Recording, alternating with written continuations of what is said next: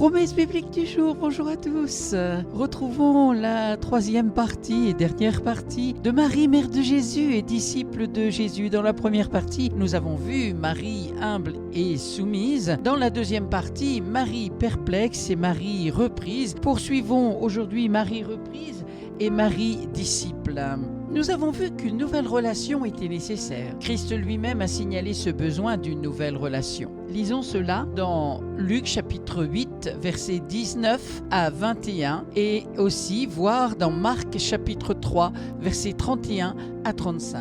La mère et les frères de Jésus vinrent le trouver, mais ils ne purent l'aborder à cause de la foule. On lui dit « Ta mère et tes frères sont dehors et ils désirent te voir. » Mais il répondit « Ma mère et mes frères, ce sont ceux qui écoutent la parole de Dieu et qui la mettent en pratique. » Christ annonce clairement que sa mère et ses frères ne devaient plus le voir comme simplement de la famille de chair, mais se considérer serviteurs vis-à-vis d'un maître humain vis-à-vis de Dieu, dans une nouvelle relation familiale spirituelle qui considère Christ pour qui il est réellement le Seigneur, le Sauveur, le Fils de Dieu et le Roi des rois. Ceux qui ont une vraie relation familiale avec Jésus sont ceux qui prennent la parole de Dieu comme la chose la plus importante, ceux qui la lisent chez eux, qui vont à une église qui prêche fidèlement la parole de Dieu et qui font plus que l'écouter, mais qui la mettent en pratique aussi. Pourquoi est-ce si important? C'est ce qui fait connaître notre état de pécheur.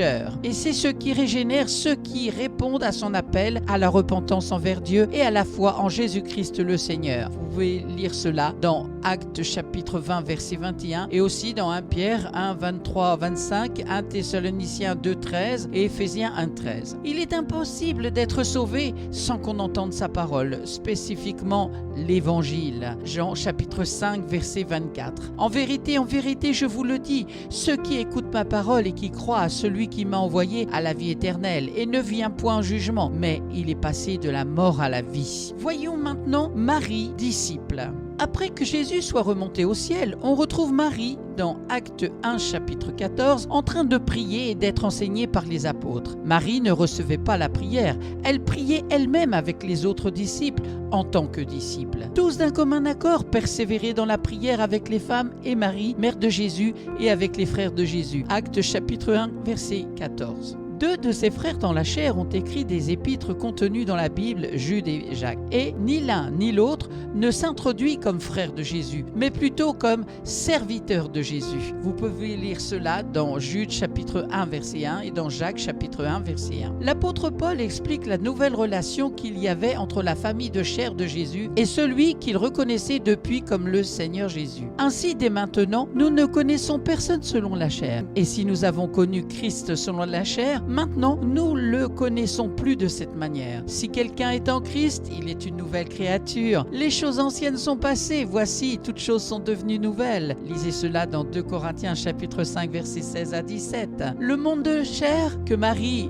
avait en tant que mère physique avec celui qu'elle a mis au monde n'était pas ce qui comptait. C'était plutôt la relation spirituelle, être né de nouveau, croire en Christ en tant que le sauveur de son âme, être adopté dans la famille de Dieu, être réconcilié à Dieu par Christ. Voilà ce qui comptait pour elle. C'est ce qui compte aussi pour vous et pour moi. Nous aurions beau être la mère de Jésus, nous aurions beau être un de ses frères, nous pourrions être parentés, cousins, une tante, un oncle, même la grand-mère de Jésus, à moins qu'on soit né de nouveau en se repentant humblement devant lui et en lui mettant notre foi, ça ne vaudrait rien. Si donc la parenté physique de Jésus de Nazareth devait comprendre leur besoin absolu de s'humilier devant Dieu et avoir Jésus comme maître et sauveur, combien plus nous qui n'avons aucun lien de parenté physique avec Jésus-Christ. Y a-t-il d'autres qui diraient, suivant l'exemple de Marie, je connais bien des choses de Jésus, mais je réalise que ce n'est pas assez. Je veux Jésus comme mon sauveur personnel. Je veux que le cas de mon âme et de mon éternité soit réglé aujourd'hui sur la terre. Après, ce sera trop tard. Je veux être né de nouveau,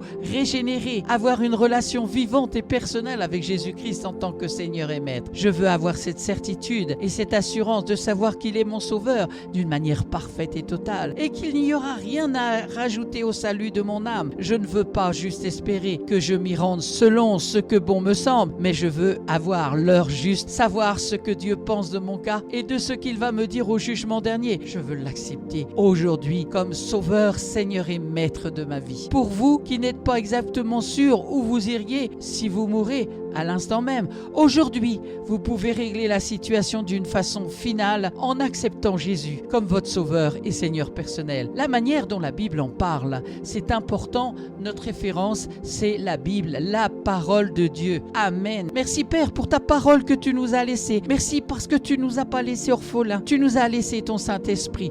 Que ton Saint-Esprit agisse dans chaque cœur, dans chaque âme qui ont écouté ta parole et tu leur donnes la révélation de ta parole. Amen. À toi soit toute la gloire, Père, dans le nom de Jésus. Amen. Merci à vous d'avoir pris du temps pour écouter Promesse biblique du jour. C'était la 3e partie de cette série de Marie, mère de Jésus et disciple de Jésus. C'est important de bien comprendre la vie de Marie. Qui était-elle? Selon la Bible, bien sûr. C'est notre référence. Je vous souhaite bon courage pour la suite. Bonne méditation. Je vous donne rendez-vous à très bientôt.